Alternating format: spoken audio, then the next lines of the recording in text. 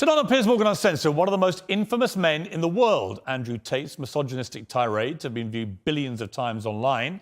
He's now been effectively banned, though, from the internet. He doesn't think that's fair. Tonight, I'm going to try and work out if it is.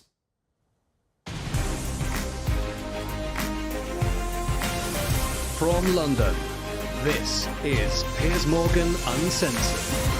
Well, good evening from London and welcome to a special edition of Piers Morgan Uncensored. Andrew Tate, one-on-one. He's the most famous man you probably never heard of, with billions of views online. At one point this year, more people were searching Google for Andrew Tate than Donald Trump or Kim Kardashian. A former professional kickboxer, he was kicked off Big Brother in 2016 after a video emerged of him striking a woman, in what they now both claim was a consensual sex game. He's since made millions as a pornographer and casino owner in Romania, but it's his online videos that have made him notorious across the world. Posing as a playboy with fast cars, cigars, weapons and cash. He rants about his often scandalous views on women. Or instruct a female to provide sustenance. Cook. So I think my sister is her husband's property, yes. Tells young men they can get as rich as him by paying for his digital life lessons. I have 100 business tips I'm going to teach you, which will allow you to make your own money instantly. But amid global media backlash, the net has closed on Andrew Tate. While millions still share his videos, he's effectively banned from the web, booted off Facebook, YouTube, Instagram, Twitter and TikTok. To his fans, he's a misunderstood satirist and the victim of big tech censorship. To many others, he's a malicious misogynist. Tonight, I'll try and get to the truth. Well, some of the opinions Andrew Tate shares in his videos are undeniably deeply offensive. We're going to show you some of them on this show. I think you should see them for yourself, not simply hear what he says about them or what other people say about them. Tens of millions of people across the world follow Andrew Tate, and with a big following comes a big responsibility, as well as a public interest in holding his views to account. If outrageous opinions are read aloud, they can be challenged and exposed for what they are. If they're silenced, the person holding these views can become a martyr. So that's why I invited Andrew Tate to come here tonight, and he joins me now live. So, Andrew, well, welcome, first of all. You come all the way from Romania to do this interview. Correct. What do you hope to achieve from this interview? Why are you here? It'd be interesting to have a conversation with you. You've certainly been the subject of your own divided opinions in the world. There's a lot of people who would say some of the things you say are perhaps dangerous or toxic. So I thought you'd be a good person to speak to about this subject. I didn't know much about you before this year, and then I suddenly became very aware of you, as the world did, because, as I said earlier, you were the number one subject searched on Google ahead of Donald Trump. Yeah. I didn't think it was even possible. Yeah. Why did you get suddenly so popular / infamous, do you think? I exploded. I certainly didn't do that with magic. I've been on the internet for a very long time. I think in the world we live in now, as the other side, the people who disagree with me, as they get more and more tyrannical in their censorships and their hate mobs, etc., as standard masculine practices are deemed toxic, I didn't put a magic spell on everybody. I managed to accumulate a large amount of affinity with the male populace across the Western world because I'm simply saying things that many men believe, think, and feel. The problem I would say is I want to play you just a clip off the top. This is from Joe Rogan, who's somebody I absolutely love. Sure. And I think it explains to me what I presume my issue with you is going to be, right? Correct. And you have absolutely got the right to try and persuade me otherwise. Sure. But Joe Rogan said this about you. My 12-year-old and my 14-year-old asked me about Andrew Tate. And my what'd you 14-year-old say? asked me, I said he's a legit world champion kickboxer. I go, I like him a lot. Why do you like him? And I was asking him. And they said he says a lot of funny stuff on Twitter and TikTok. He f***ed up with the misogynist stuff. Yes. Because if he didn't do that, if he just did the pro-male stuff. So I thought that was interesting because when I've gone over everything that's been at the centre of the debate about Andrew Tate, I come down with Joe Rogan in the sense that there's a lot of stuff you say I agree with. You know, I've got 3 sons in their 20s. It's not easy, actually, being a young male in the modern world. And I think a lot of the things that you say about that can resonate with them. Yeah. The problem comes with the, 10, 20% or whatever of your output, which on the face of it appears to be blatant misogyny. And when you couple that with your massive influence and huge reach, that is why the social media companies have decided to effectively cancel you. I don't believe in cancellation. I don't believe in censorship particularly. That's why I've invited you to come on the show. But I do think a lot of the things you've said are blatant misogyny. Do you accept that? So you made a very interesting point there. You just said on the face of it appear to be blatantly misogynistic. I understand that on the face of some of the long format content I've made, if you're going to take a few seconds out of hours, chop it up, put it all over social media, accompanied with my massive fame, then things can absolutely not be taken out of context. I do not hate women in any regard. I have no negative relationship with women. No women have come forward saying I've hurt them. I have no criminal record for hurting women. There's no way I can be seen as the face or the devil in regards to how men treat women on the planet. I'm absolutely and utterly the opposite. I believe in protecting and providing. I've been misunderstood. There's been large contingents of people who have tried very hard to purport lies about me. And the truth of the matter is, I've been producing content for a very long time. Hours and hours of videos been cut down to 2 or 3 seconds of clip. Those clips have gone viral and people misunderstand me. But I think you've used this phrase and be taken out of context. And I'm not sure that is correct in the sense that it still comes out of your mouth. And some of the things some of the things you've said, I just think are blatantly. Well, let's do them. Let's hear them. Let's go through some. Sure. Right? So you said this about Me Too / rape. This is probably 40% of the reason I moved to Romania. In Eastern Europe, none of this garbage flies. You go to the police and say, he raped me back in 1988. They'll say, well, you should have done something about it back then. Yeah, so the point I was making was obviously at the height of the Me Too scandal, and also if we look at Amber Heard and Johnny Depp, there's been a lot of high-profile cases where men have been accused of things they did not do without evidence, and their lives have been completely and utterly destroyed. Right. When I say these things, people sit and say that, oh, he hates women. I don't hate women. I think rape is disgusting. I would take a stronger stance on rape than the British government. I think these people should face the death penalty. But to sit and say that women without evidence can go forward and just make up accusations against men, even though they've been repeatedly proven to destroy men's lives at will, is absolutely and utterly What about asinine. a woman who was raped back in 1988 and goes to the police? Then the man should face absolute and complete justice. But do you understand that when that clip appears on TikTok as a clip, and all right... As a clip, completely. Okay, but it's still something that came out of your mouth. Do you accept that when that appears on TikTok, a lot of young, maybe not as smart as you, young men, right? Impressionable, teenagers, will read that and go, what's he saying here? Is he saying that rape doesn't exist? No, I completely. I'm not going to sit here as a professional and say that I can't be taken out of context. What I will say is that one small sentence you've taken was from a 1-hour video where I explained that, of course, rape is disgusting. Of course, everybody should be punished for their crimes regardless of when they happen. But people are not perfect, male and female. And if you give women the opportunity to destroy men's lives without evidence, there's going to be a contingent of women who will do that. I'm trying to make a balanced and nuanced argument in a world where people have no attention span. They're going to take a few seconds, put it online, decide someone's good or bad, not be interested in the longer format video. And here I am. No, I'm certainly a person who takes personal responsibility. That's who I am as a person. But we live in a world now with TikTok videos 5 or 6 seconds long. There's no content. Do you think women are the property of men? No. The point I was making... Why have you said they are? Because I made a religious point. I said that when a man marries a woman, the woman's father walks her down the aisle, and hands her away to the man. Traditionally, this is what it says in the Bible. I'm a religious person. I believe in God. I live in the most religious country in the world. So you do think that the woman becomes the men? I think she takes his last name. I mean, let's watch the clip that you said about this so that we can get it in context. So I think my sister is her husband's property, yes. When a bride is walking down the aisle to marry the groom, the father walks next to her and gives her away. True or false? Absolutely. But I've been married twice, as it turns out, and on both occasions, I didn't believe that the woman was being handed to me as chattel, as property. Perhaps the way the reason I'm asked that question repeatedly, and I'm asked in a loaded way. So would you rephrase what you said there? Now, that's an interesting point about phrasing.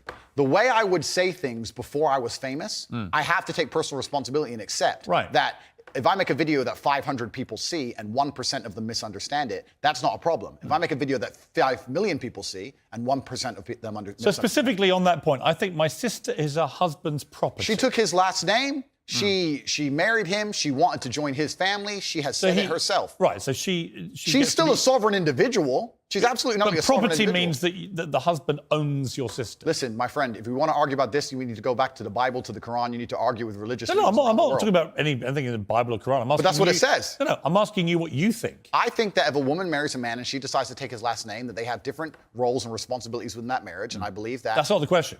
I believe the father. I am. The father hands her. Don't behave like a politician. The father hands her to the man. Right, but don't be a politician, because I think you're a straight talker, right? You keep telling me you're a straight talker. I think my sister is her husband's property. Do you regret saying it like that? I understand that with my newfound fame, perhaps it could be phrased differently. However, I still believe that a woman is given to the man in marriage. That's what I believe. Yeah, but not as property.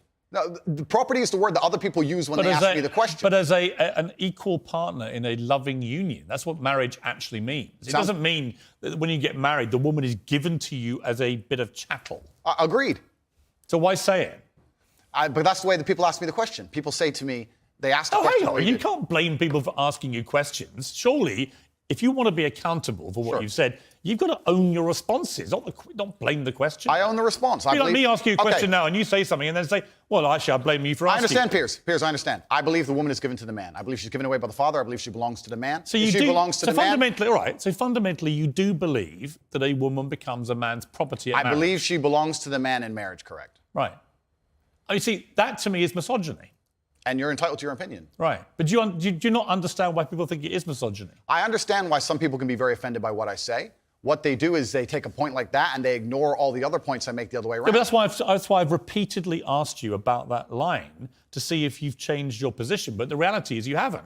It's not about changing positions. I'm a full-grown adult and I stick by the things I say and I'm responsible for them. Which, by the way, is fine. Absolutely. But you did say at the start of this little exchange, you said, I wouldn't maybe say things the same way now that I did before I was famous. And yet, actually, you've doubled down and said exactly the same thing. On certain points. So that is what you believe. That's my point. Yes. I'm trying to work out, look, I don't know you. We've just met, right? Yeah. I'm trying to work out who Andrew Tate is and what you actually believe. I don't want to twist anything at all. Then let me make it very, very clear to the camera. I believe a woman is given to the man in marriage. I believe that. I also believe a man has a duty to protect and provide for her. I believe a man should lay down his life if something happens or his wife's life is threatened. I believe that women and children first are on the lifeboats. But men, I believe that men. But a man doesn't own a woman. It's not. No. It's okay. Unless they literally buy them as a slave. Well, obviously, we're not talking about that. We're talking about religious, biblical marriage. We're talking about something else.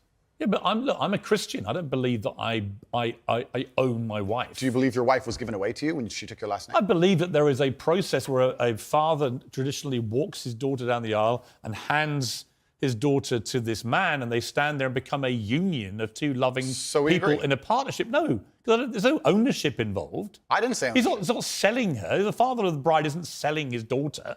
No, absolutely. Well, that's what property means. She becomes a member of your family. Is it? I think we're arguing over semantics. We're not, though, because fundamentally, I don't believe a man owns a woman. You do.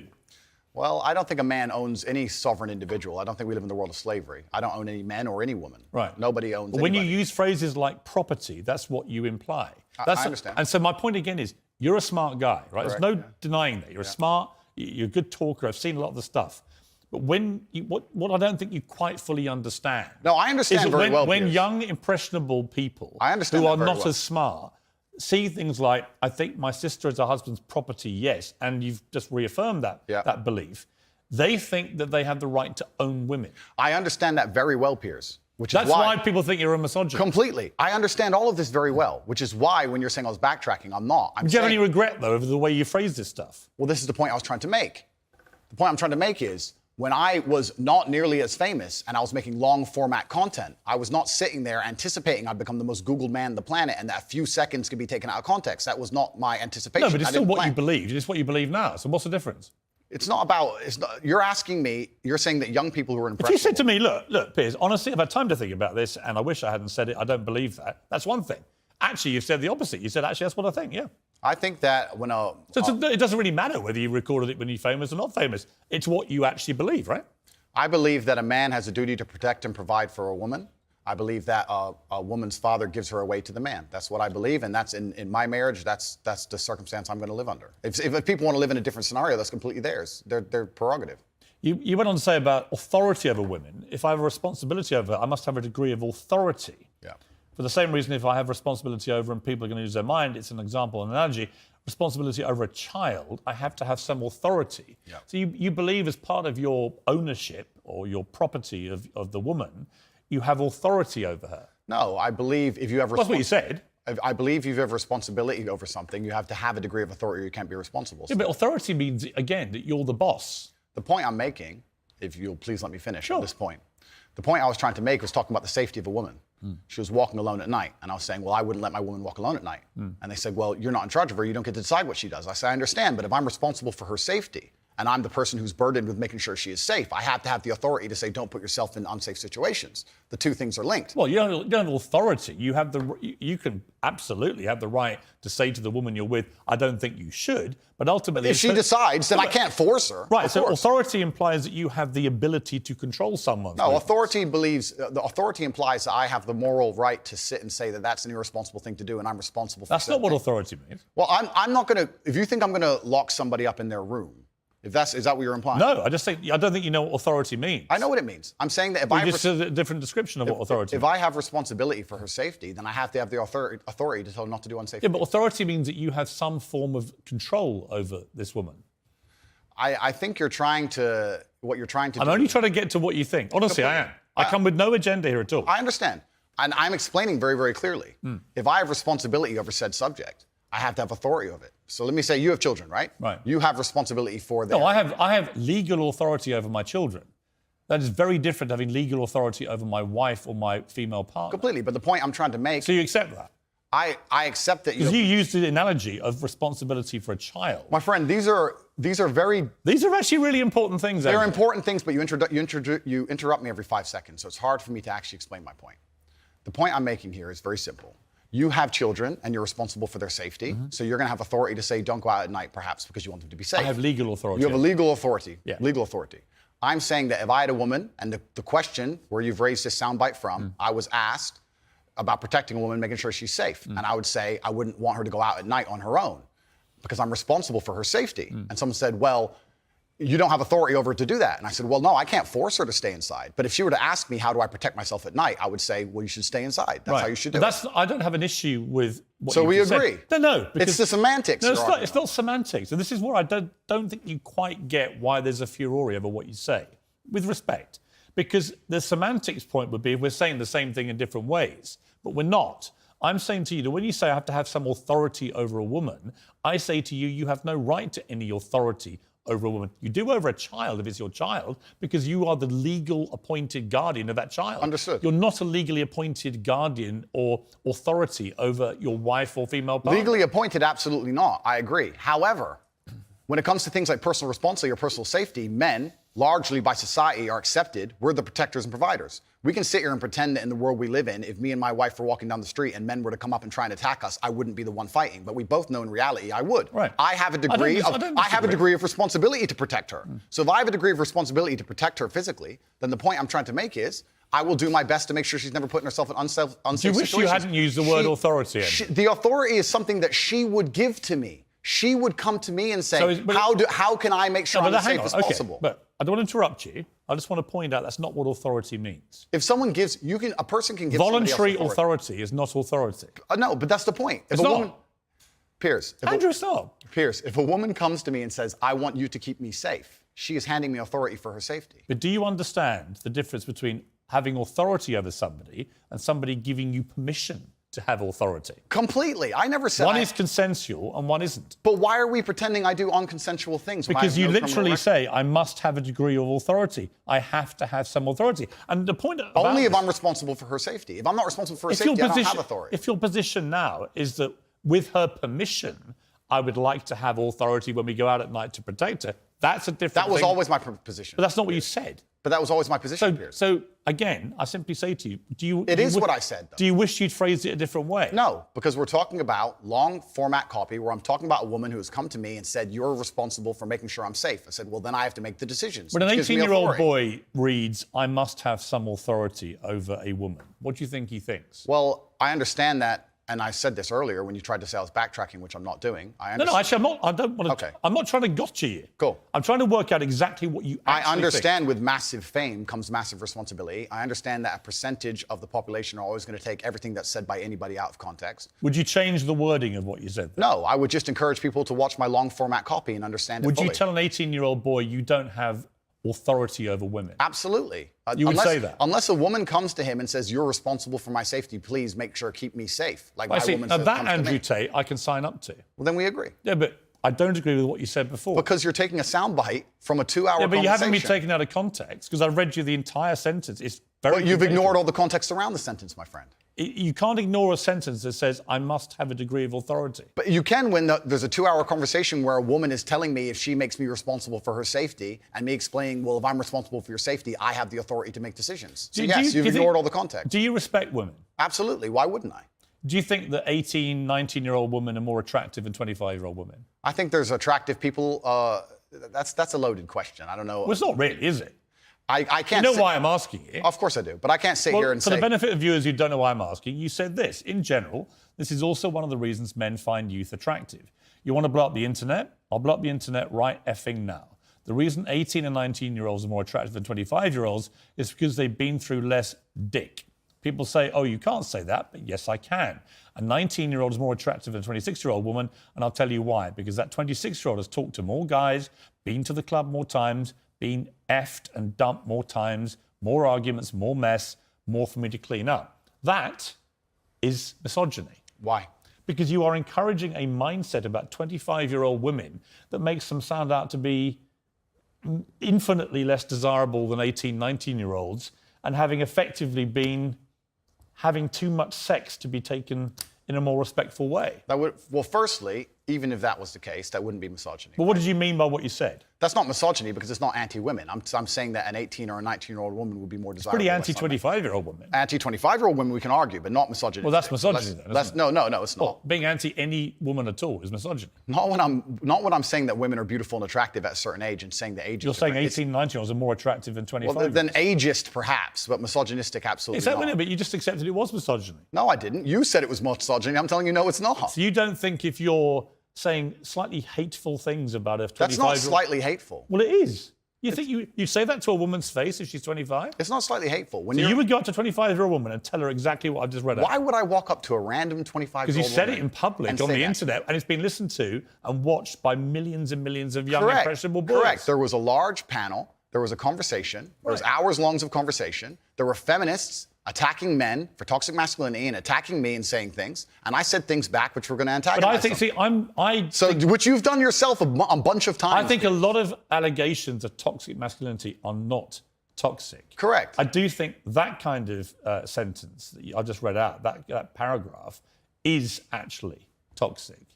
If you genuinely mean that, and you say you wouldn't say it to a woman's face, but you said it in public about women of that age, I do think that's misogynist. And I think you probably do too. I don't think it's misogynistic. I understand why it can be insulting to You wouldn't say it to a woman's face? Well, it depends. You're making out like I'm walking around the street going up to random 25-year-olds. Well, effectively, you're doing it to tens of millions of people online. There's no difference. Not at all. We're discussing a topic. We were discussing the ideal age of a man. Should young boys, right, in their teens, are you comfortable that they would have that mindset? Be honest. I think that young boys in their teens lack life experience. They lack nuance. And they need to be very, very careful what they're digesting online, whether it's my content or anybody else's. Yeah, I think you know for a fact millions of them are digesting exactly what you're saying. Completely. The entire internet, to a degree, I think any subject you can find, there's going to be a whole heap of content. I come back to the Joe Rogan thing, Andrew. Is that a lot of what you say, I agree with. Yeah. Right? I do, genuinely. I've written a lot of stuff you said. A lot of the stuff you talk about, I think, yeah, he's got a good point, right? So we agree about a lot of things. But when I read that kind of thing, I'm like, how much of that is you? How much of that is some act? Do you regret saying stuff like this? I don't. And actually, do you see it as weakness to admit you shouldn't have said something like that? No, I don't live with regret. I think what's happened is that, like I said, long format content, arguments with feminists, arguments with the toxic masculine crowd, arguments with the left, and they're going to take a small clip, small sentence from ours, and they're going to try and paint me as a villain. But I'm not left or right. I don't know what you are, Piers. Exactly. That's my point. But that's my point. And I understand. And you're doing exactly as I knew would happen on this interview, which is because you're a busy man. You're not going to watch hours and hours and hours of video. Actually, I have watched hours and hours of video, and I'm going to come to the stuff where I agree with you, and I'm going to come to the stuff about your censorship, which I have issues with. So this is, it's a long interview, right? Sure. I just thought off the top, you said to me, and you were quite bold about it, well, go on, then let's go through these. And you should keep going. I will sit here and stand by what I said. I believe that on that, I just read to you then. Yeah. Do you wish you hadn't said that? I understand how it's been misconstrued. I understand how it's been weaponized against me. Do I regret it because it's been weaponized and used against me? Well, that's slightly annoying. That's not why I want you to Did I regret. at the time mean what I said in the context of the conversation, which obviously you're not familiar with and the people at home are not familiar with? No, I meant what I said. The 25-year-old women, they've just talked to more guys, been to the club more times, been effed and dumped more times, more arguments, more mess, more for me to clean up. Well, there's a whole bunch of context and conversation around that's been missed, and I don't think I'm missing much context. Well, I encourage people who are interested to go watch it. Right, but I mean, I've just read out 3 sentences on the bounce there. I don't think there's any context I'm missing. I mean, you've made it pretty clear what you think about the difference between 18 and 90-year-old women. I wasn't talking about myself, even. I was talking with a Muslim guy who was on the panel, and he was explaining how youth is very valued in most parts of the world, and why virginity is valued in most parts of the world. The feminists were arguing against it, and I was sitting there, actually, very much like you, a mediator between the two, explaining why, in most of the world still today, perhaps not in the Western world, virginity is coveted, youth is coveted in most of the world, and throughout all of human history. And I was sitting there making the point, explaining why in certain parts of the world they think how they do, well, even though it's very different to the Western world. So I was making a point, mediating between two groups very similar to yourself. The conversation has been misunderstood. They've taken this clip of it and it's been weaponized and used against me. I understand that is because I am now the most famous Google person on the planet. It's inconvenient, sure, but I'm definitely not a danger to women in any regard. I date women 25, 26, 27 years old all the time. None of them are offended by the things I don't think you're a danger to women. I think the danger, if it concerns you, the danger is the influence you have on young men to have this kind of mindset about women.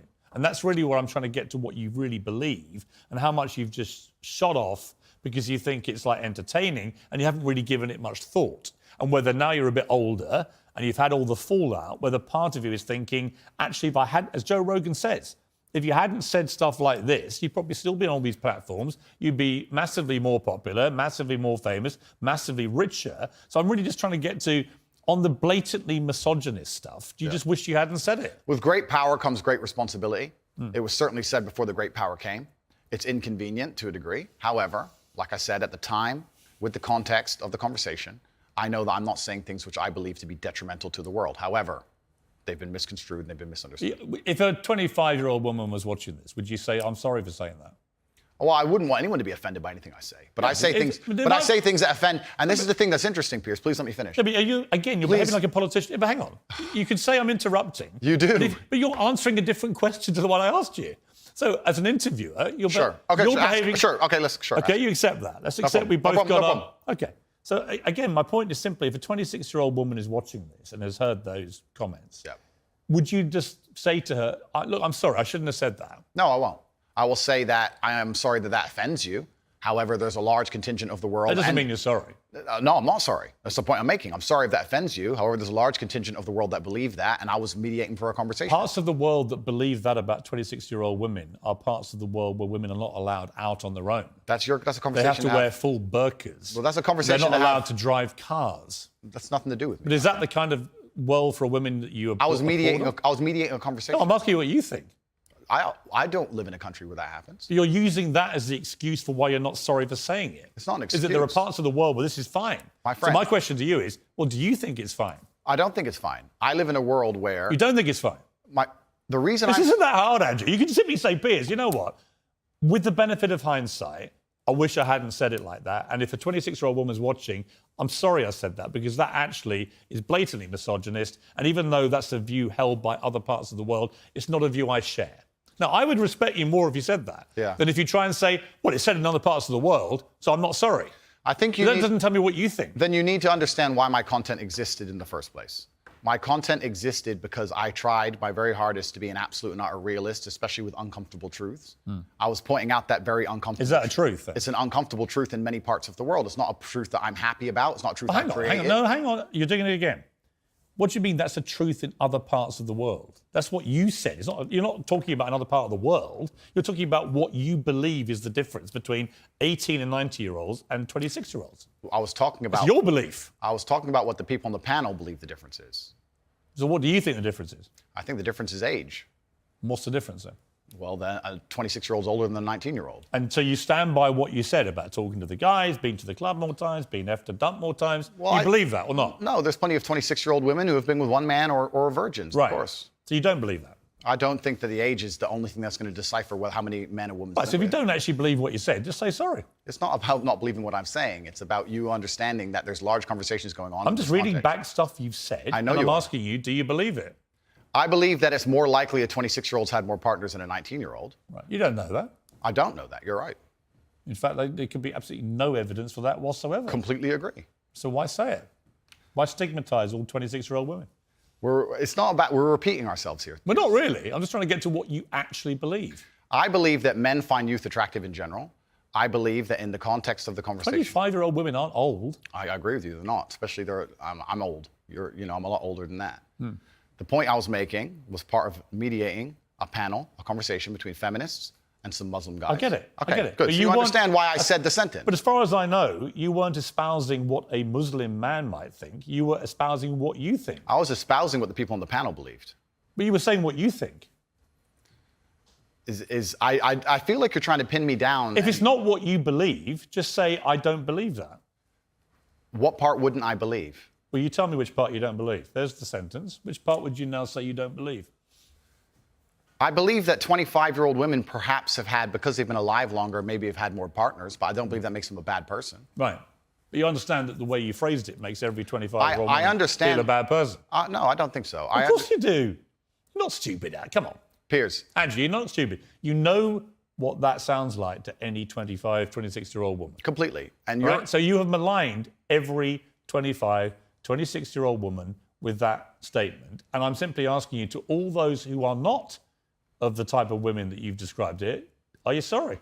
I don't want anybody to be offended by anything I say. I want to be a positive force in the world. I don't want anybody to hear what I say and make them feel bad about themselves. I want all people to live righteous and good, whether they're male or female. And anybody who's You lead a righteous life? I think I do, yeah. Do you? Yeah. You boasted openly of having 6, 7 partners at once. So is that righteous? I'm not taking there's no moral view from me. Simply asking you what you think righteous means. I think righteous is living true to your heart and knowing that you're doing good by people, not snaking anybody, not lying to anybody. I know I live a very righteous life. Have you ever been in love? Yeah. How many times?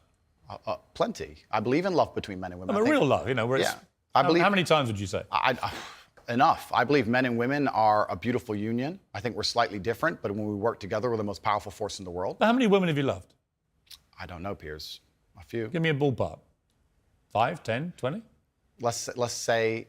You don't forget how many people you've been in love with. Come Let's on. say 10. I mean, I've been in love, and I certainly believe that men and women, when they work together, it's the most beautiful force on the planet. I believe in family. I believe in children. I believe in... If you believe in family and children and love, why are you single? I'm not single. Well, you're not married. That's what I mean. Well, if I was married, the last thing I would do is advertise it to the feral psychopaths on the internet. So I'm not a feral psychopath. Well, that You called me friend earlier. Can be debated, Piers. But the point I'm making as a whole is that all of these... Do you want to get married is my point. No, but let's please for a second. You don't or you do? Let's please for a second, because you've interrupted me so many times I've failed to... Well, I've only interrupted you, just to be clear, when you've actually answered a different question. Cool. Well, then on all these points you're And making... you've admitted that. On all these points you're making, on repeat, you're taking these sentences and on repeat you're you're weaponizing them against me. I'm not weaponizing anything. Okay, it's fine. No. You're weaponizing the weaponizing, which doesn't exist. No problem. But you said to me, come on, bring it on, read out all the things that you think are blatant misogyny. All I've done is literally read out all the things we identified from all the research that I thought were blatantly misogynist. Understood. And giving you the chance to respond. And the only time I've interrupted you is when you've tried to answer a completely different question. Understood, Piers. But these things were said in large context where often I'm talking about how, for example, on the same podcast where you've read one of them sentences from, I was talking about how it's a man's duty to die by a woman. And the guy asked me, he said, if 10 men with knives attacked your woman, wouldn't you just... I said, yeah, I'd stand and die. I'd never just run away, because I have a duty as a man. I must die on the spot to protect her honor and my honor. I'm talking about a man having responsibility to his duties. I'm talking about the old traditional ways of masculinity. And what happens is a few sentences from such a long conversation is taken and used against me. I understand that. So I want you to understand that I'm talking about protecting and providing for women. I'm talking about a man making sure... Do you want to get married? No, but we have to all feed into each other, Piers. I'm talking about It's not a hard question. No, but I'm talking about protecting and providing for a woman. I'm talking about a man being responsible for her safety. I understand. So of course I believe in men and women. Of course I believe in love. Of course I believe in marriage. Of course I believe in family. No, but none the of that was idea my that I question. don't believe in the idea that I don't believe in these things I is didn't crazy. ask you if you believed in it. I asked you if you're going to get married. One day, absolutely. You'd like to. If I'm not married already, I will be married one day. If I'm not, Well, you might be secretly married. I could be married, correct. Why would you not tell me either way? Why would I advertise to the feral psychopaths of the world who have tried their very best to destroy me for an opinion about my private life and the things that are most sacred to me? Why Well, you would think I do if that? you said you were married, everyone would hate you? I don't know about people hate me. It's about me understanding that I'm a hard target, but I am very, very protective of the people I care about. Right. But you believe in the concept of marriage. Completely. That's what we were talking about the whole time. What do you think? We talked about a man giving a woman away. Okay. I believe in marriage more than anybody. In here's fact, my- I believe in marriage no, please. Okay. I believe in marriage in the traditional sense. I believe a man has a duty to stand up and be a real man. I believe that the problem with the world today that we are facing is that not enough men are sticking to the age-old ways of masculinity. Mm-hmm. I believe that me standing up and saying a man must protect a woman and provide for her, so he needs to make sure that she's safe. He needs a degree of authority to I have protect no her. problem with- But people do have a problem with it. I'm not, sorry. And that's the world we're in now. Andrew, I'm over here. Sure. I don't have a problem with what you just said. Here's where my problem comes, right? There are a lot of clips of you floating around on the internet, as you know. One of them has you saying, bang out the machete, boom in her face, grip her by the neck, shut up, bitch. In another, you say, slap, slap, grab, choke, shut up, bitch, sex. When people see those clips and hear you say misunderstand those them. things... Agreed. Well, I don't think that... It's not hard to misunderstand it. It is. You might say that it's consensual. Other people would say, whether it's consensual or not, that's a very ugly way to talk about women. Completely. Now let's Hitting watch... them with machetes. No, watch the whole video. It's a girl coming at me with a machete and me saying, here, slap the machete out of her hand. I She's understand. attacking me. I So you don't understand. understand. This is the exact point. I do The understand. No, people don't watch them in full. And this is actually what's interesting. And please don't interrupt me on this point. Social media has changed in modern times. YouTube 5 years ago was 5, 6, 7, 8 minute long videos. Now we have TikTok, 10 seconds, 15 seconds, 20 seconds, YouTube shorts, Instagram stories. Now anything you produce that's long form is cut down to very, very short form. They're interested in clicks, they're interested in engagement. Of course. They find But the you most benefited from all they that. find the most controversial clips they can And Andrew, on purpose. You benefited from all that. Everybody benefits from social media views, as do you. Was it the Hustler? What is it I had an online school, called? Hustlers University. Right. And their whole job was to promote your clips, make you rich and famous. So you've benefited from this system, the one you now profess to hate. You've benefited from I all never that. said I hated You've it. clickbaited like the best of them. I never said I hated it. I'm saying what happened. I don't hate it. I don't hate social media. I think it's a very powerful force. I don't hate the social media. I'm saying The point is, I think you can talk. Look, you can talk to girlfriends of yours, maybe a secret wife. I don't know. It's entirely up Or to you. two. Or two. Maybe you've got 10 wives. That's your business. I don't care, right? My only thing is, I don't care what you do in private. If it's consensual between you and another woman, you can do what you like, right? It's your life. I believe in freedom and liberty. It's when you say it in public, it's the influence that this kind of thing has on young men. Agreed. Right? And I speak to someone with 3 sons, right? Who are, by the way, they're intrigued by you. They're fascinated, right? You're a big thing in that world of TikTok and so on. So they all are aware of you and what you say. So they're all looking. And when they see things like the machete thing, I get the context because I'm a 57-year-old guy who's been around the block a bit, and I can get what you've said, and you responding to a particular scenario which you'd created where a woman... But it can be misunderstood. I understand. So my point to you is, given that you know it can be misunderstood, do you regret saying things like this on camera where it can be disseminated by less intelligent young males who think that is actually what they should be doing to women? And finally, we get to the point of the issue, which is the point I tried to make at the very beginning.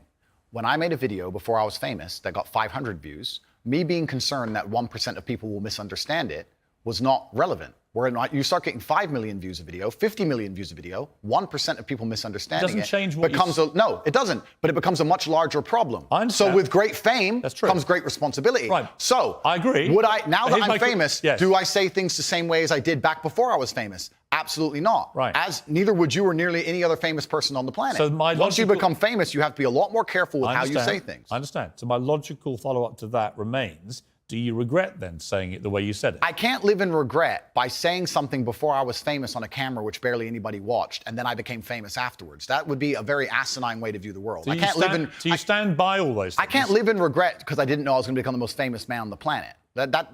Regret would be the wrong word. Is it inconvenient? Sure. But I can't sit here and say, I wish I knew 6 years ago I'd be the most famous man on the planet and monitored all of my speech forever. That's asinine. You see, but one of the problems that people have with you is that they think you have a malevolent influence on young people. This was the excuse that was put out by the big tech companies. Excuse being the key word. Well, it may be, actually. You know, I intrinsically, I have a problem with censorship. I don't think Donald Trump should be banned from Twitter, for example, because the Ayatollah of Iran remains on Twitter and other social media platforms. And whatever I think of you, you're not the Ayatollah of Iran. right? So to me, there's got to be perspective here. And I don't understand the inconsistency by what companies like Twitter, how they treat the leader of Iran and someone like you. It seems to me they're much more draconian on people like you than they are with people who perhaps should not be allowed platforms. But generally, I don't really agree with no platforming people. But I think what's interesting talking to you is it seems to me like you have gone on a bit of a journey of self-awareness about the impact of some of the stuff you said in the past, and you have said you wouldn't say it again in the same way. Now, you may not want to express regret for that, but it shows me that at the very least, you have evolved to somebody who recognises that these can be quite damaging in the way that you said them. Completely. As a professional and as an adult, it would be stupid for me to sit here and say that now that I'm the most famous man on the planet, my words do not have more impact than they did before. With impact, with power comes responsibility, and things need to be worded in a very careful way. Now, when I do a long format interview, I have to sit there and consciously understand that any 10 seconds of that can be cut and used against me. So I have to be a lot more careful with how I say my words and how I construct my sentences. Of course, we agree with all of that. That's exactly what's happened to me. I agree with all of that. I don't want to be seen as a negative influence in the world. I know that there's a whole bunch of men. I get thousands of emails a week from men whose lives I've saved. I get thousands of emails a week from men who are on the verge of suicide and I've saved their lives. We're talking about... And by the way, I don't dispute that at all. You have almost certainly, I would think, from everything I've read about you, I think you have certainly been probably able to be very helpful to young men who have really struggled for self-confidence and all that kind of thing, right? Completely. I'm completely prepared to accept that. But there was also, I think, quite a disturbing piece that BuzzFeed did. And it talked about the negative impact of young, impressionable male minds when they've read or seen some of the more inflammatory things you've said. And they quoted, for example, Sandy, 22, from Washington. My father's gone from a man who minored in women's studies in college, who was kind and in touch with his emotions, treated all people, men and women around him, with kindness, to a man who says that whenever he sees an effeminate male stranger, he gets an overwhelming urge to murder them. He loves podcasts. He listens to a lot of podcasts. I know he's listened to Andrew Tate. Whoa. Let's stop for a second. Let's be professional here, Piers, because you're a professional, as am I. First, she said, did you say that my father went? She said, my father has gone. Her father. That's a full-grown man, firstly. So we're talking about my impact on children. You just talked about a full-grown man here. Secondly, I've never talked about murdering effeminate men in anything online ever, in any context ever. So I don't know why they have taken some random person I've never met in the world who's full-grown, an adult, and come to their own conclusions who I've never met and lumped his name in with mine. That is absolutely unfair on every level. I didn't read this BuzzFeed. I didn't read this BuzzFeed article, but after hearing the first point, I know it's trash. That is complete garbage. I'm the reason this man believes what he believes. I've seen a quote from you, and you can tell me what you feel here about this. Sure. You talk about people don't want to see men dressed up in dresses. Transgender. That's not exactly what I said. What did you say? I said the reason I am so popular and I'm so famous is that there's a large contingent of men who don't want to wear makeup, who still want to make money, go to the gym, be strong, drive a fast car, be traditionally masculine, and don't want to be shamed for that, and they don't want to be called toxic for that. That is the reason I'm so massively famous. That is what I said. What do you think of transgender people? That's nothing to do with me. I'm not transgender, and I don't understand the issue like they do. Are you transphobic? Do you consider yourself that? Transphobic? What, afraid?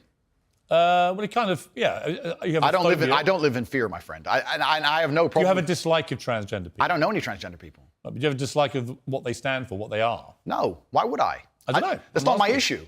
That's not my issue. And that's actually quite interesting because when I was attacked, a lot of these stupid articles like BuzzFeed, because it's ridiculous, that first point proves anyone with a brain knows that that's garbage. When they attacked me, they lump a whole bunch of things in together. They say misogynistic, racist, transphobic. They just put them all together at random. No, I'm mixed race. By the way, I don't know where they get these. They just get these buzzwords and put them in a sentence. By the way, I completely agree. It's crazy. And I've had the same thing done to me. Okay. And I'm not calling you anything. I'm asking you what you personally believe you are. It's not an issue I discuss. What I do discuss is that... So you support transgender people? I support individual liberty. I'm a libertarian. Yeah, so you support transgender people? Sure. Why not? Exactly, yeah. So, but my point is, as a whole, you're saying that I'm saying I don't want to see men in dresses. I'm saying no. You support gay people? Sure.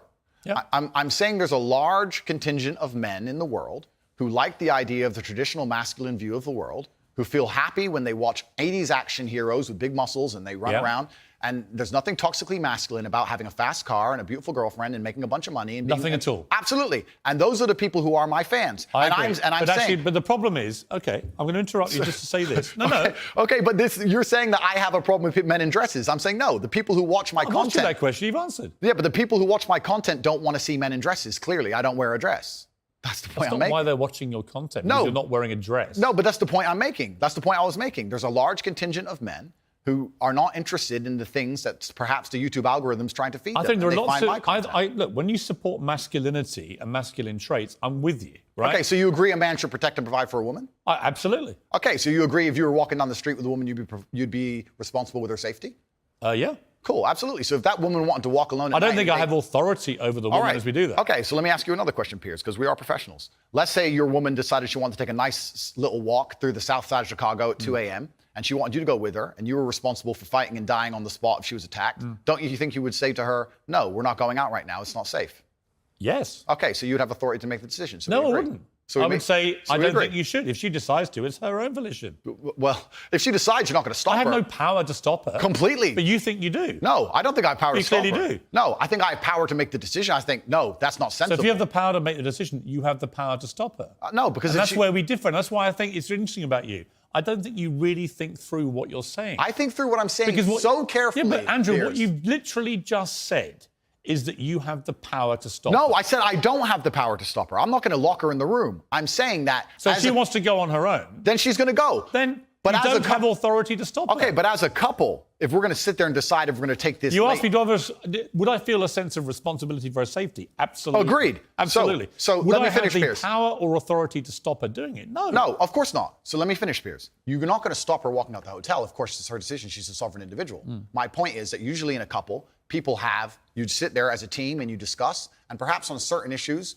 the woman will know more about X and she'll decide X, and the man might know more about Y and he'll decide Y. So I'm saying if we're as a couple and we're sitting there and deciding, as a couple, as a team, and she says she wants to take this late night stroll, I'm going to say, you know what, I'm going to veto this one. I'm going to call veto do you on this one believe because in- it's dangerous, Right. which to a degree would give me, in that particular scenario, a degree of authority. If she said, I don't want to listen to you, Andrew. It doesn't give you authority. If she says, I don't want to listen to you, Andrew, I want to go on that walk, then what can I do? Say, well, then Then you don't have authority. Then I wish you the best, my love. Then you don't have authority. Cool, then it's a semantic argument. Not really. I think It's is. the complete opposite of what you said you had, which was authority. No problem, Piers. No problem. But I think Let we me ask actually. you about, what do you believe about depression? Do you believe depression is a real thing? I believe that feeling depressed is real. I don't believe depression as a clinical disease is real, no. Really? Correct. You don't believe people can be clinically depressed? I think PTSD is very real. Unfortunately, I have some friends who suffer from that. I know that feeling depressed is real. I believe that the number one power you have against these things are trying to take control of your own mind and affecting your own life. I believe that it's not healthy to hand over all your power and believe that depression is an outside disease that you can't affect. I know that when I've had difficult periods in my life, and also many of my friends, like I've said, suffer from PTSD and been through terrible things. I've lived a very difficult life, and I know people who have, that the things that made them feel better is when they woke up and said, you know what, I'm not going to allow this to damage me anymore. I'm going to take responsibility. I'm going to get up and I'm going to fight this as hard as I Right, can. and by the way, on that, I agree. So we right? agree. My favourite speech is the Rocky Balboa one. to Okay, the so sun. then we agree. No, we do. Here's where we don't agree. Piers. You don't. No, hang on. You got to let me Sure. interject when I don't agree with you. Sure. Right? Where I don't agree with you is that there's no such thing as clinical depression. There absolutely is. Well- it's a proven scientific medical reality. There's a different argument about have we gone a bit too soft, right, in Yeah. schools and Yeah. all the rest of it. Absolutely. Yeah. Do I think some people moan and whine too much about their lot in life? Definitely. Okay. Are we a victimhood society? 100%. Okay. Is there such a thing as clinical depression? Absolutely. So if and my argument is that if you actually bracket everybody who's not clinically depressed and doesn't have the genuine medical condition, then actually if millions of people are deemed to have depression, the ones who really need the help don't get it. Well, That's my point. Well, that I would agree with. You're right. I think it's certainly an overused term. But you don't accept there is such a thing as clinical depression. No, I don't, And that because- to me is a damaging view. Okay, well, let me explain why. If someone comes to me and says, I'm clinically depressed or I feel very, very sad, I would say the first thing you need to do is stop accepting the identity of a clinically depressed person. Stop accepting you have no control over this. And what you need to do is stop identifying that way, and let's work together to try and fight against it. There isn't an eminent doctor in the world who would tell you there is no such thing as clinical depression. Who would not tell you that some people is simply beyond their control. Johann Hari wrote a book saying exactly that, my friend. He's not an eminent doctor. No, but he's a journalist. I said depression wasn't real long ago and was attacked for it. Then Johann Hari wrote a book, which What's it got to do with Johann Hari? Because he wrote a book proving me right. Most people... Johann Hari's a journalist. Sure. And my point is that a lot of people who are clinically depressed are suffering with something in their life, and if you fix the problem in their life, perhaps they won't feel depressed anymore. That's not a disease. Yeah, but Andrew... That's situational. Andrew, you're simply wrong. If that's what you believe, Piers, it's what I believe. I don't believe in things that take power away. There is not an eminent doctor in the world Piers, that would agree with you. Piers, do you think you know more than doctors? I can't become clinically depressed. Why do you know? Because I don't believe in it. I can't be haunted by a ghost if I don't believe in ghosts. Well, that's like saying I'm never going to die because I don't believe in it. It's ridiculous. Perhaps, but if it allows me to live a life where I feel happy and content within myself. This is that little area where you lose me. No, I don't lose you. You are, because Piers, somebody with your following says the thousands of people who have emailed me saying my doctor told me I was clinically depressed and it's a disease that I have got in my brain and I can't be fixed. And I started listening to you and I realized that that's not the case and I can fix my own life and you're the only person who has ever helped me. Oh, Andrew. Thousands of people have emailed me that exact email. If you think you are single-handedly curing people of clinical depression, you are living in cloud cuckoo land. I am reading the emails of people who I have cured of clinical depression. You're reading emails from people who have believed you when you say there isn't such a thing, and they've probably never been diagnosed clinically depressed. They just want to go along with what Andrew Tate says. I don't think so. I think your view of that is dangerous. I respect that you think my view is dangerous, and I respect you have the right to view that, to think that.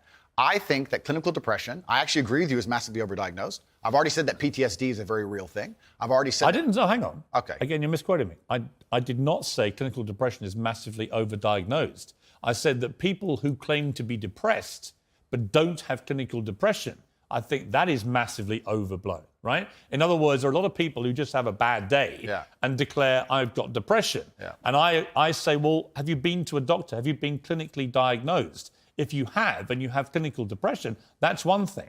But if you haven't, we could probably work on some mental strength and resilience skills with you. But a clinically depressed person has an absolutely proven medical condition that is beyond their control.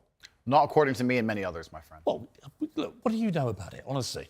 I know. You're not a doctor, are you? You're not trained, are you? I'm not a doctor. You're not a psychiatrist. You're none of those things. Sure. You're a guy on the make. He's done very well for himself, spouting stuff off, much of which I agree with, as you've seen in the interview, but some of which is ludicrous, and that's one of them. It's not ludicrous. It is. It's not. If you said to me, we're in a victimhood society, it's got to stop, I'm with you. Okay. But the moment you try and deny clinical depression...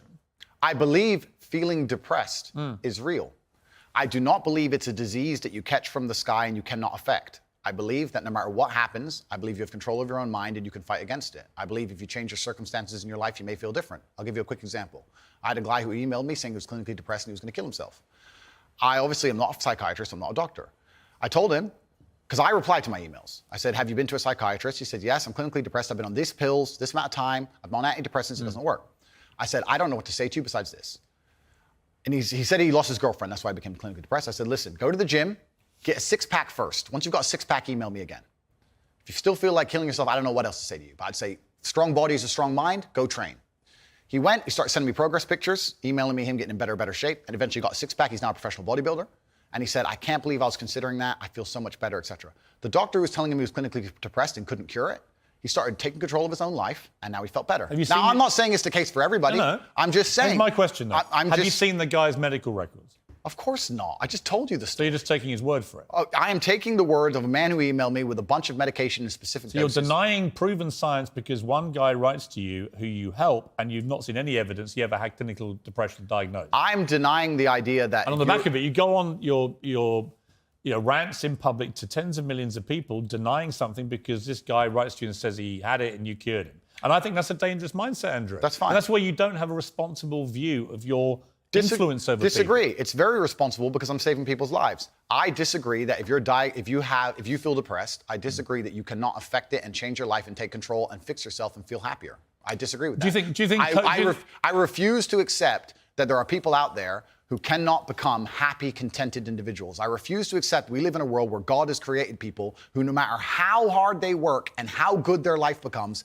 can't be happy. I don't accept that. I accept that the universe is a very giving place and that God loves all of us. And if you try your best and you work hard, you can become a better person. And I also will argue with you, and I'll counter the point, that you sitting here on your platform telling people they have clinical depression, there's nothing they can do about it, is far more dangerous. That. Okay, well then, if they have clinical depression... Why do you misquote me? No, because you're saying... You hate being misquoted. No, you're saying if people have clinical depression, then I they never said have nothing a to do disease. about it. They go to a doctor and they get diagnosed and they get help. Then I would argue the point that if It's the somebody... complete opposite of what you just said I said. I would argue the point that if somebody has depression of any kind, whether it's clinical, whether it exists or not, whether they feel depressed or not, whatever, that taking control of their life, taking personal responsibility and working hard is always going to be the positive, best thing they can possibly do for their life going forward. How and the people positive going is around it? them. So sitting here saying, I don't believe in clinical depression, you don't believe in depression. No, I don't. I believe that people can take control and fight against things. Right. I believe in personal sovereignty. Right.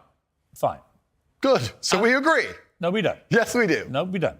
Piers, you're on my side. You're afraid of being cancelled along with me. As I said to you from the start, That's all I it is. agree with a lot of what you say. Completely. So we're But talking I'm about... taking you to task over the stuff I don't agree with. Sure. And I'm just not sure you understand why it's wrong, which is in itself quite revealing. Let me talk to you about Alex. Let me talk to you about Alex Jones, right? Who I have a bit of history with. He tried to get me deported from the United States. Oh, did he? Yeah. What is your view of Alex Jones? I think that Alex Jones is a sovereign individual who, very much like the rabid left, deserves a chance to speak on his points of view. I think that the truth on issues is usually somewhere in the middle between two extremes. And So you think Sandy Hook was staged? I don't know anything about Sandy Hook. Really? You know he's just been sued by the families for millions and millions. I have no idea. You don't know anything about it? No. So why would you support someone in public when you know nothing about the most infamous When thing have I attached to supported him in public? You have supported him in public. I've been on his podcast. Yeah, but you said nice things about him. I say nice things about lots of people. What do you think of Alex Jones? I said nice things about you, Piers. That's fine. So you should. I'm a nice person. So to sit and say that I've been on a podcast and I say nice things about But him you means said I you support his right to speak about things like Sandy Hook. I don't know Sandy Hook. I don't know. And You know what it was it was a mass shooting. of school children. Okay, but to sit and he, it's actually no. Let's stop for a second. Please don't interrupt me. Here's why I know why you're good at your job. First, you interrupt people a lot, which is good. It's a good skill, Actually, and then there you go. Prove me right. But here's exactly and the timing's good. Here's exactly what I do. I only interrupt people like you when you either refuse to answer the question or answer a completely different one. Sure. And I want to remind you of what the question was. Fair enough. That's Or fair. when you misquote me back, which you've done repeatedly through the interview, where you say, you see, Piers, you agree with me. And the viewer who's been watching will go, no, he didn't. Cool, no problem. The other thing you do is you try and set these traps like now. So you're saying What's the trap you think I'm setting? You're saying that I agree with every single point of view a man has. I literally didn't say that. You're saying, well, you support Alex Jones. Why would you misquote me? Because you're saying you support Alex Jones and you said you've been on his podcast and he said this.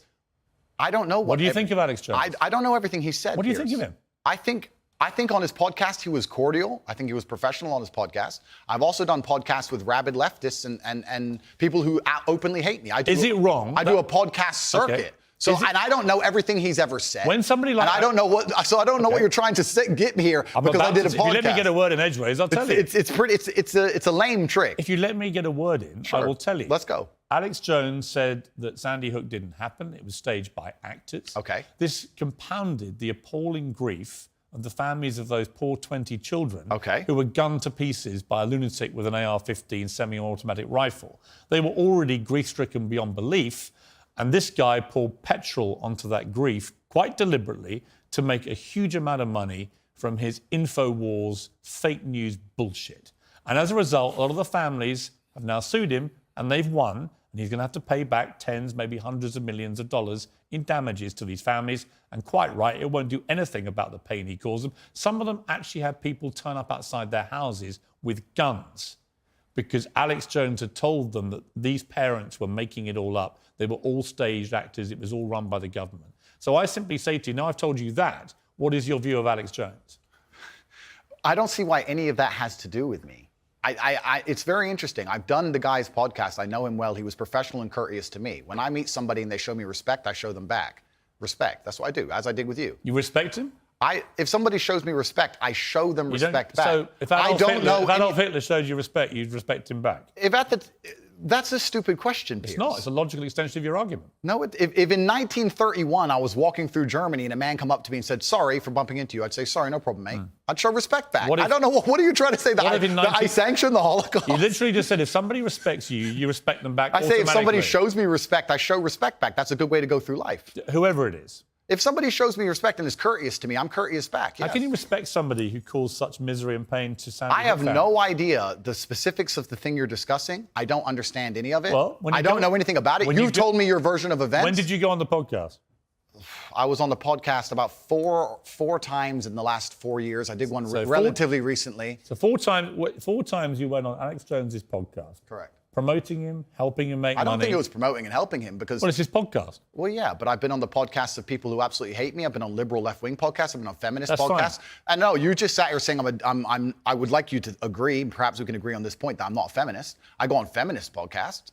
I do a podcast circuit. I do You're not a feminist? No, I don't know. What do you think a feminist is? Well, let's not change subject here, Piers. Stay on the Hang subject. on, you mentioned feminism. Completely, but you're What trying you said- you're you trying said- to get away from the point, because what you did is you're trying to say, because I did a podcast, I sanction all of this person's views. And I'm saying I do 5 podcasts No, a week. I'm I do saying 5 podcasts a week, and I don't sanction 100% the views of any other person on the planet, because I'm an individual and he has an individual views, as Right. do you. So I don't know why you're trying to come at me Would with you- one of his views and pretend that's something to do Because with it's me. a pretty big view. No, but and it's a become lame huge- trick, Piers, and you're better than this. Not So a let's lame move trick. on. Would you, It's if Vladimir lame. It's if lame, Vladimir and let's move on. Putin had a podcast, would you go on it? Sure. You would. Great. Okay, then we know what you're talking about. If Vladimir Putin had a podcast, fine, I'd go on that's it. fine. If Joe Biden had a podcast, I'd go on it. If a feminist has a podcast, I'll go on it. If Piers Morgan has a podcast, I'll go on it. If Alex Jones, I don't see the point you're making. There's no point here. You're digging, but there's nothing to find. Well, I'm not. I'm taking your position that if somebody shows you respect them. I think that I'm saying there are lots of people in the world I do not respect. If Vladimir Putin showed me respect, I would not respect him. that's your opinion. But No, it's my view. What's okay, your that's view? your view. Well, Your view is you would. You're sitting here, Piers, saying that I'm on uncensored show, and in your intro you said that it's important that we don't have echo chambers and we have varying Correct. and that we have varying opinions. Correct. But then you're saying the people you don't like, you wouldn't go on their podcast. No. So you are a hypocrite. No, I I'm will not. go on anybody's podcast I and don't think you discuss understand. any point. I don't think you understand what censorship means, do you? Like a lot of words we've had problems with today. You're just saying you're just What do saying. you think censorship means? No, but the point I'm trying to make here. Hang Piers, on. What do you think censorship means? Don't hide from the fact that you're saying you will only do podcasts with people you like. Why do you think that's censorship? No, that's your prerogative. My prerogative is What does it do with censorship? I'll discuss opinions with anybody, and I've done hard left wing. Why are you not asking me about the podcasts I've done for the people who are hard liberal By the left way, wing? I don't care whether they're left or right. Okay. Extremists to me are all nuts, right? Then we agree. Yes. So perfect. Good. Next subject. All right. Here's my next subject. It was a very serious case here. Jesus. And before you move on, sorry, Piers, but before you move on, I do find it kind of disingenuous. And I know we're on a show, and I don't have a personal problem with you, but it is kind of disingenuous to try and sit here and lump me in with some school shooting. That's nothing to do with me. That's That's nothing to do with me. On any level. Let me respond. On any level. Let me explain. Like you just said, you've been on this podcast 4 times. In 4 years. Since he said the whole thing was staged. I don't know when he said And I think the fact that a smart guy like you wants me to believe you had no idea that Alex Jones, who's been in the news now for the last 2 years for being sued by these families for the most heinous thing imaginable of pouring petrol onto their grief by claiming that shooting was staged. The fact that you're pretending you didn't know about any of that. It's not about pretending and I you've didn't know. been on his podcast 4 Piers, times, Piers. supporting him and making him money. So damn right I'm going to call you out on it. When I do a podcast, if you think I spend time analyzing the point of view of that person and everything they've ever said You should. for years beforehand, It's not years, it was minutes in most cases. years and years. When did you last go on his... When did you last go on his Piers, podcast? You trying to lump me in and attack me for a person whose podcast I do having a view is absolutely childish. Because I've done a bunch of podcasts with people. you would do a podcast... I've done a bunch of podcasts with people who are advocating for things that I do not agree with on every single level. In fact, most of my podcasts are me disagreeing with people. So it's completely crazy that you're trying to lump me in with that. That's cheap. I think That's cheap. You are completely misconstruing the point of what I'm saying. I think deliberately.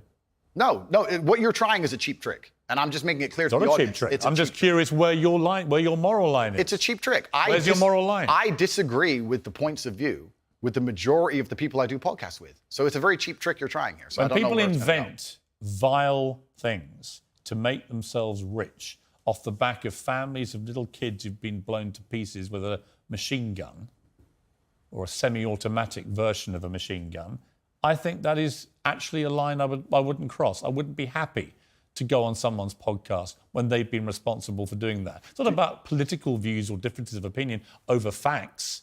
It's about somebody deliberately inventing a pack of lies to compound the grief of families.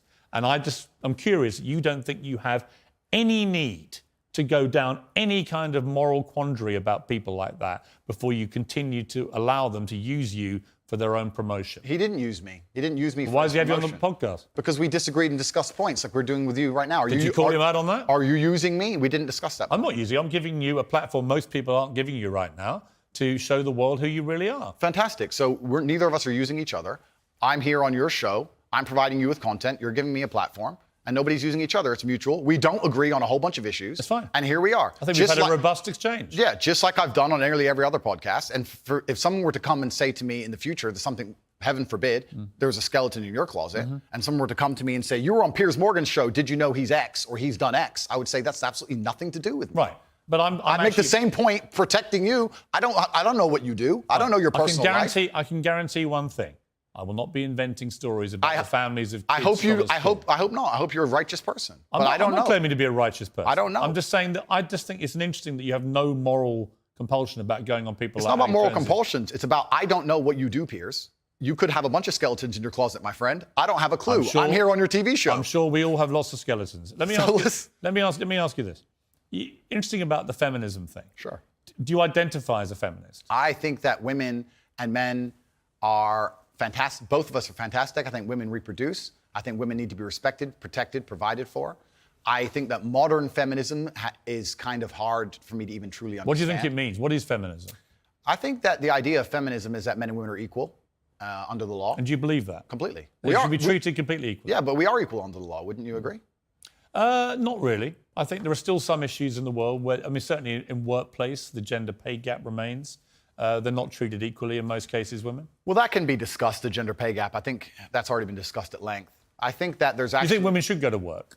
I think women should work completely. You do? Why wouldn't they? Because in the parts of the country, of the world you were mentioning earlier, that have different views of women, they don't go to work. In the parts of the world that person from the podcast was from, for the point I made, yeah, they didn't. But I don't live in those parts of the world. I think women should be free to work if they choose. I think it's very important that the family unit remains. I do believe that in my personal view, the most important and respectful thing a woman can do is become a mother. I think that having children is a beautiful thing. But obviously, if a woman wants to work and wants to have a career, especially now with paternity leave or maternity leave, and she can manage to do both, why wouldn't I want women to work? I don't know why anyone would ever assume I don't want women to work or think women can't work, because I said that I should keep them safe sometimes. Good. No, but it's interesting because you have to look at this, Piers. It's interesting how people extrapolate. Andrew said that he's responsible for a woman's safety, and he said that gives him authority to make decisions for her safety, and that's been misconstrued, and he's a bad person. He believes that women are property. But now we believe that Andrew doesn't believe in love. Andrew doesn't believe women should work. I don't know where all of that comes from. Well, that's why I'm glad we've had a chance to discuss completely. I believe women are sovereign individuals, and they can make any choice they so desire.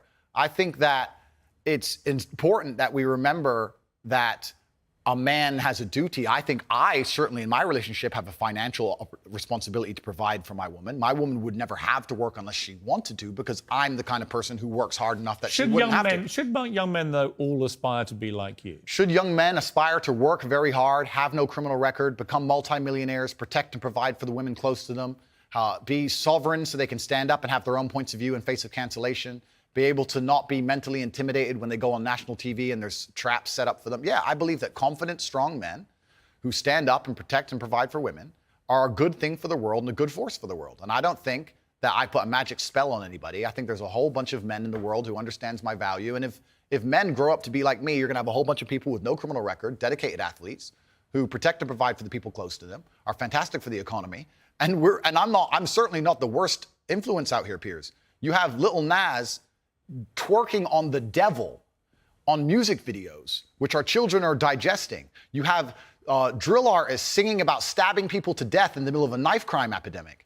You have rabid psychopaths on whether the right or the left announcing violence on the other side. You have all these insanities in the world. And because I sit here and say I Yeah, perhaps. Now you've laid it out and it offended you. I understand. I didn't say it offended Okay, me. cool. I just read you the things. You read things that you said they could be offensive, and some people are offended. Well, some people definitely were offended. Absolutely. That's fine. And honestly, I think some of the things you said were genuinely offensive and misogynist. Okay, so they offended you. And like actually, I said earlier, so they offended you, No, which hang is on. fine. I said they offended you. You interrupted me, and now you're saying they offended you, which is fine. But the point I'm trying to make is this: I'm not the devil.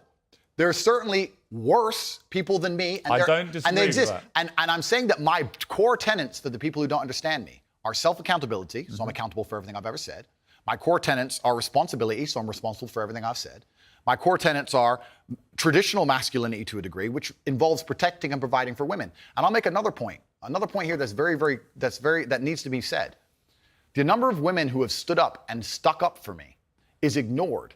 Thousands of women are making videos saying, I've met Andrew Tate, he's such a nice guy. I wish I had a man like Andrew Tate who felt responsible to protect and provide for me. You know what? I do belong to my husband, that's why I married him and I love him. We ignore the thousands of women who stood up and stood by me and said everything I said is true. And we're taking a very vocal minority who have taken the things I've said and are pretending to be absolutely and utterly devastated by them for some reason. All right. Time out. Sure.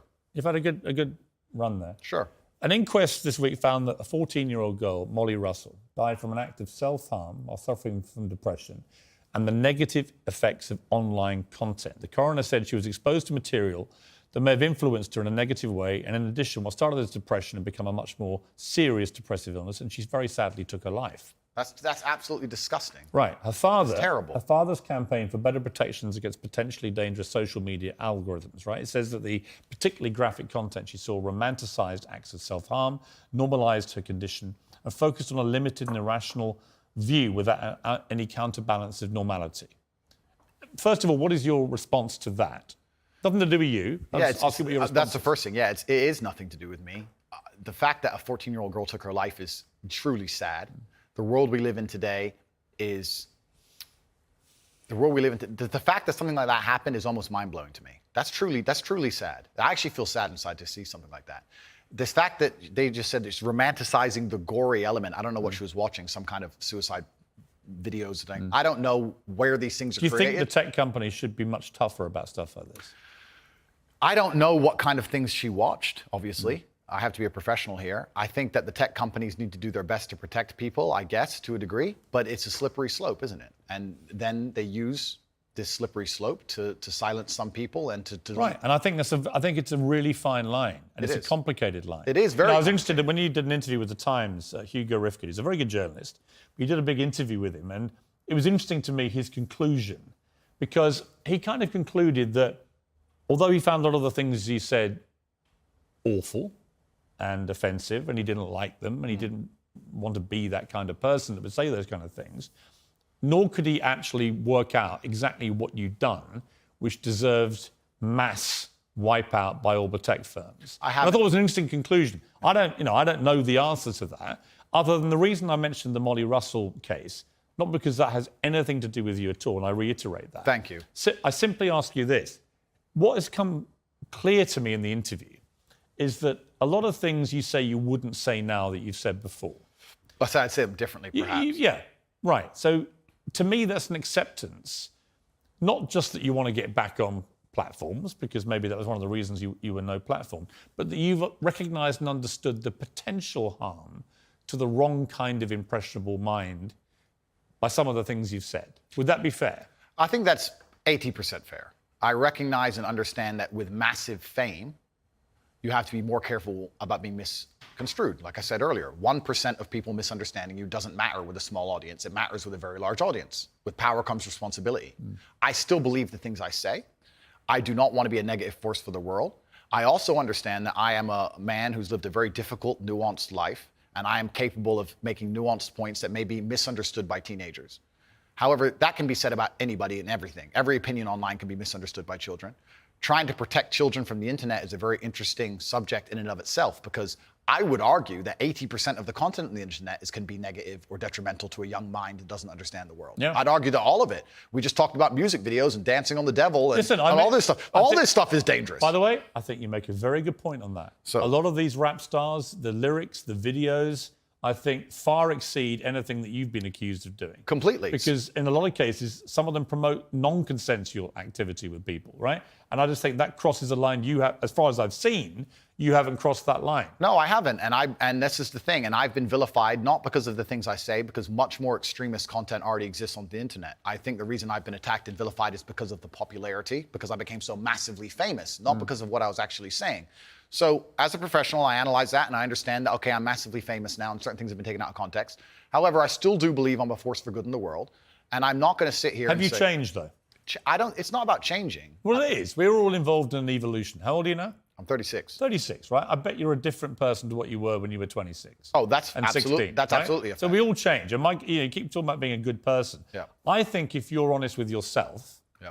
that you can see why people found a lot of the stuff you've said problematic and misogynist. And I think you've recognised you wouldn't express yourself in that way again because you've understood that it's caused a lot of harm. And that's really what I wanted to get to today, was an acknowledgement by you that these things clearly were said in the wrong way, created the wrong impression if you didn't mean them the way you intended them, and can therefore have a malevolent influence when you have a huge following. Yeah, when you have a huge following, you certainly have to be a lot more careful about how you get certain points across. That's absolutely a fact. Andrew, I appreciate you coming all the way from Romania. Thank you. It's been an interesting conversation, and I thank you for having it. Cheers, friend. Well, that's it from me. Whatever you're up to, keep it uncensored. Good night.